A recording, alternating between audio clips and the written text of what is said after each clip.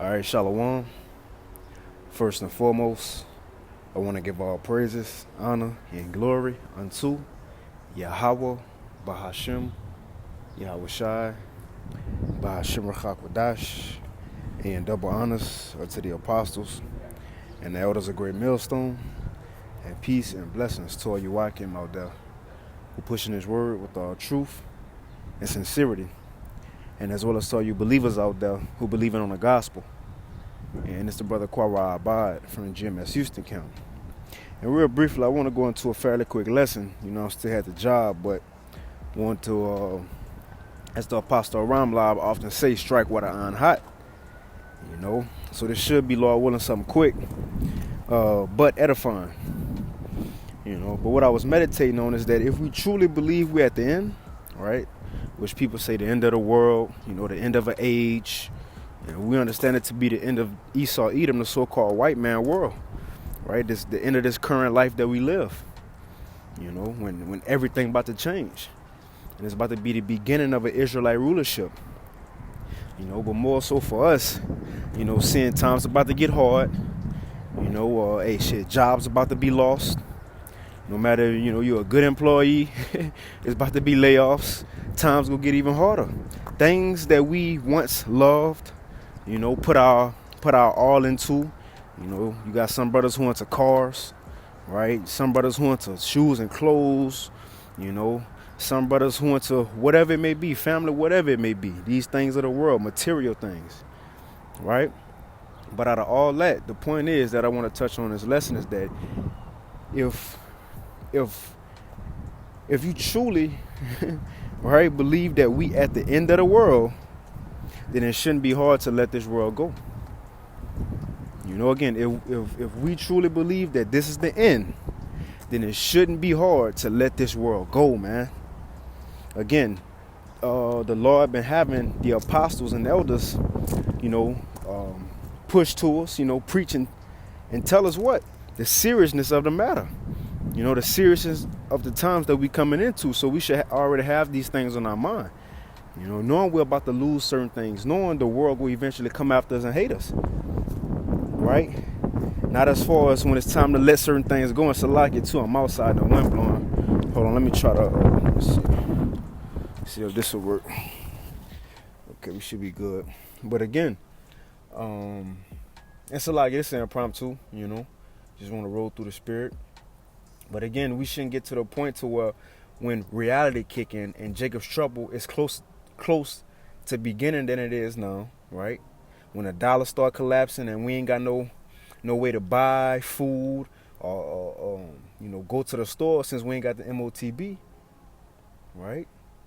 Understand, look, if we got to lose certain things, so what? That shouldn't change our faith. That shouldn't get us to draw back, and try to save ourselves. Which Yahweh Shai said, a man who try to save his life gonna lose it. If you try to keep your status in this world, what you got in this world, right, what you done gained in this world, once all hell break loose and it's time to give those things up and leave them behind to be a pilgrim on the earth, you gonna be asked out. But more so, what else the Lord said? But if a man loses his life now, you gaining. So we putting away these things now, so when society do fall, we don't have to fall with it because we separated ourselves. You see, and a good example is our forefather Moses. Now you got to consider this man. He had way more than we have. All right? And he was next up in Egypt, raised up in Pharaoh's house. LeBron James couldn't even see Moses in Moses' glory back then, man. And I ain't talking about, when he brought us out, all the glory that the Lord had gave him. I'm saying even when he was in Egypt, the riches he had. This man was raised up in Pharaoh's house. But the point is, when he understood that the Egyptian lifestyle, right, and the rulership of the Egyptians was about to end, he let it go. And part of the reason why he was so willing to let it go is because the Lord showed him the rewards he was going to get in the end, man. And if we closer to the end, how much more should we be willing to give up this world? You see, Moses seen him afar off and he still was ready to give him up. But let's get this in Hebrews 11. Again, concerning Moses. This is Hebrews 11, and I might jump back and forth from the KJV NLT. But let's start right here in Hebrews 11. It's Hebrews 11 and 24. It's the KJV. It says, by faith, right? By faith. It says, by faith, Moses, when he was come to years, refused to be called the son of Pharaoh's daughter. Now, mind you, he was already in the house. He already had the perks. He had the status, but he gave that up. And it's going to tell us why he was willing to give it up. More so for us. We should be willing to give this life up because we understand we got some way greater, man, that's soon about to come. And one, what do we have in this world to keep anyway, man? Everything in this current society got an expiration date on it. It's going to eventually come and go anyway. But let's read it again. It says, by faith, Moses, when he was come to years, refused to be called the son of Pharaoh's daughter. It says, check this out, choosing rather to suffer affliction with the people of the Most High than to enjoy the pleasures of sin for a season. That's even for us. Whatever you do gain in this world, right? Whatever it is, that's only pleasures of sin for a season. Even when times get hard and you ain't eating 2 days and you decide to go get the MOTB, look, that shit only go benefit you for a short time. Missa still gonna fall. Yahweh Shai still gonna come back. So you was able to get by in society for a season, man.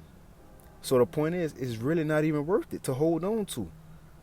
Because it go come and go. But again, let's finish it. It says, Moses, he chose rather to suffer affliction with the people of the Most High. Right, he joined the ministry. Because he understood, look, this is the way. This is what this is what's going to lead to an everlasting reward. Not nothing Egypt or America can give us, or wherever brothers and sisters scattered to. All right, but it says, choosing rather to suffer affliction with the people of the Most High than to enjoy the pleasures of sin for a season. And it's the point. It says, esteeming the reproach of Mashiach greater riches than the treasures in Egypt, for he had respect unto the recompense of the reward. So he's seen that the Lord, through Yahweh Shai, was going to give an even greater reward than what Egypt can give him. And that's why he was so willing to let everything go and not looking back like Lot's wife. That's the same thing for us. We see that we got a whole better life that's waiting for us in the near future. So what do we got to look back for, man? Again, when times do get hard and we in that time and more things start getting taken from us, again, jobs, cars, houses or apartments, right? It start getting hard to get food. And if brothers got children, things go get harder. But we can't let none of that shake our faith. Just like it said in 2 Ezra 4, around 26, 27, 28, we understand that in order for us to get to the kingdom, these things gotta go. If not, if we still, going to work every day, if you still going to your house and lay down in your bed, if you still, right, got your car and still could buy and sell with your money, guess what? The kingdom never gonna come. Because this gotta go first. But let's read this in the NLT real quick. I'm going to go up to verse 24. We're going to read through it again in the NLT. It says, Hebrews 11 and 24 in the NLT. It was by faith that Moses, when he grew up, he refused to be called the son of Pharaoh's daughter. It says he chose to share the oppression of God's people instead of enjoying the fleeting pleasures of sin. And it says he thought it was better to suffer for the sake of Mashiach than to own the treasures in Egypt, for he was looking ahead to his great reward, man. And that's what we doing. We looking ahead. So whatever's left in his life, leave it. You see? We looking ahead, man. We looking ahead. We got a better hope. So look, we got to have the same mindset as Moses. Even Yahweh Shai had this mindset. In Hebrews 12 and 2, that's a locking for that win, but even Hebrews 12 and 2, it says, for the joy that was set before Yahweh Shai, he was able to get through the cross and despise the shame. So because of what Yahweh Shai was going to receive, right, having dominion over everything, that allowed him or gave him that motivation to overcome his trials and tribulations, man. You see? Let's get this. 1 John 2. Real quick, and I got to go back in. Real quick, this 1 John 2, And 15, it says, love not the world, and neither the things that are in the world. So we shouldn't have a love for this society, neither your possessions that you got in it. Speaking to myself first and foremost, man. But why? Why not to love the world? Why not to love our possessions? It says, love not the world, neither the things that are in them, that are in the world. If any man love the world, the love of the Father is not in him, because you go tend to this world more than the Most High. And, all right? And look, the Most High is a jealous power. You see? But it says, for all that is in the world, the lust of the flesh and the lust of the eyes and the pride of life is not of the Father, but is of the world. And it says, and there's a lot of noise out here, Salakia. But it says, and the world passeth away and the lust thereof. So whatever you do gain is going to go eventually. You see? Whatever you do gain is going to get old eventually. You get the new iPhone, in a couple months they're going to have the new one. And you got to upgrade. All right? You just got the new Jordan releases. A couple months later they're going to have the new colorway. Right? You see? So on and so forth. Whatever it is, man. So the point is, once these things start getting taken from us, so the F what? Now again, it's easier said than done, but start putting it into your mind now that it's got to be done. So when we get in that time and they start getting taken away, we don't be taken back, and shaken up about it, man. Hey, that's the time when Yahweh Shai said, look, cast all our cares upon him. He know what we need. So when these things get taken care of, we have the Lord to rely on. This people in the world don't. All right, but let me finish this out. I got to get back up. So it says, in the world passeth away and the lust thereof, but he that doeth the will of the Most High abideth forever. I got one more. It's 2 Ezra 14. This is what it's all going to lead up to. And again, especially when it's CBDC come out, right? Of course it's going to be in phases, but when the main phases start coming, when you actually can't buy and sell without the MOTB, we're going to be outcasts in society. We ain't going to have nothing. The scriptures already told us in 2 Ezra 16 and 40, we're going to have to be pilgrims on the earth. No houses, no nothing. Just moving around, on the run. Not just us, but the whole world. Go be fucking noise. Not just us, but the whole world will be in Jacob's trouble. But look, the people in the world, they go try to save their possessions. They go try to keep their houses, keep their cars, right? We're wondering how they going to get their money back, their riches back. They're going to be stressing over nothing that'll never come back. That's why I said what it says in 2 Ezra 5. That once all hell break loose, these people in the world, they're going to be trying to label and find ways to do things, but it says it's going to never prosper. Roughly paraphrasing, man. Because they're going to try to keep their life in this world as the world is ending, man.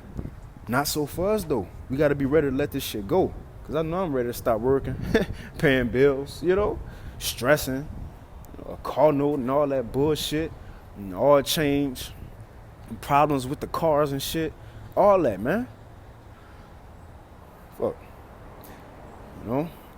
Like the brother Yagadal out here in Houston camp, he did a lesson a while back, a couple months ago, how we need this collapse. We need this collapse. We don't need this society to continue. We need this shit to fall, man. The quicker it fall, the better it is for us. The worse this world get, the better it is for us.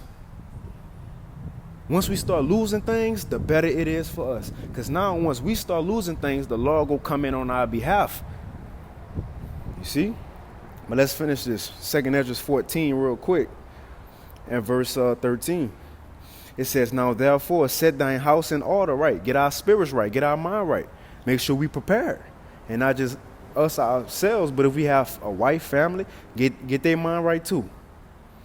So it says, and set thine house in order, and reprove thy people, and comfort such as be in trouble, and now renounce corruption. Check it out, it says, and let go from thee mortal thoughts. Let go the same thoughts these people have. How we gonna get by? How I'm gonna eat? Man, it's a lot of father's noise, man. Right? How I'm gonna eat, how I'm gonna get by, right? What my children gonna do, so on and so forth. Where I'm gonna get my next meal. Yahweh already told us, don't worry about them things. Let them Gentiles worry about that. The Lord know we need food. He know how to, take care of us. So for us, we have to let go of these mortal thoughts now. Because when times get hard, those thoughts go overcloud people's judgment, man. You know? So it says, let go from the mortal thoughts. Cast away the burdens of man. What man worry about, what man care about, that shouldn't be our same worries. That shouldn't be our same cares. We worry about heavenly things, man. We worry about spiritual things. Things that's going to benefit a man in these times to come and in the next life. That's what we focus on. It says, and put off now the weak nature. When times get hard, you going to have men out here crying. They woman, they wife go be looking for them, right, for answers, and they go be crying as men. As the scripture says, men go be as women. So right now, before that happened, the Lord allowing us to put off the weak nature now.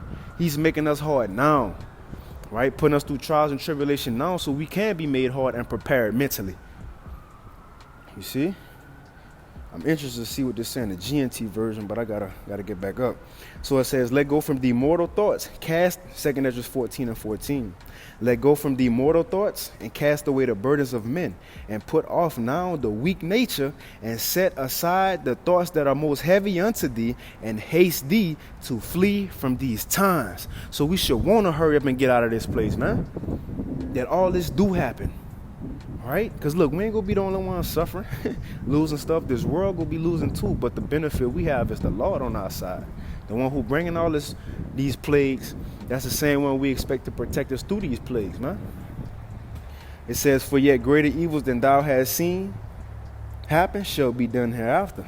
You know, because, hey, the time's about to get worse. You know, but again, we should want to get out of here, man. But the point is, in saying all this and going into this lesson, so like, I want to see what this is in the GNT version. If it don't say nothing, I'll end it. You know, sometimes the GNT and the NLT be hidden. Yeah, let's read it. 2 Ezra 14 and 14 in the GNT. It says, say goodbye to this mortal life.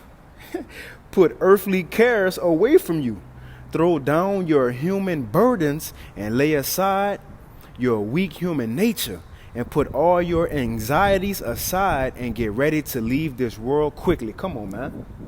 Come on, man. That top off the lesson right there. That's top off the lesson right there. Put all your anxieties aside and get ready to leave this world quickly. So again, if we truly believe we at the end, then it shouldn't be hard to let this world go. We have many examples. Yahushua, Moses, so on and so forth, man. You know? But I'm going to end it right there. Lord willing, this lesson was edifying. I want to give all praise, honor, and glory unto Yahweh. Bahashim Yahushai, Bahashim Rachakodash, and double honors unto the apostles. And elders a great millstone. And peace and blessings to all you Akim out there who pushing his word with all truth and sincerity. All right? And as well as all you believers out there who believe on the gospel. They keep fighting, keep pushing. And with that, shalom.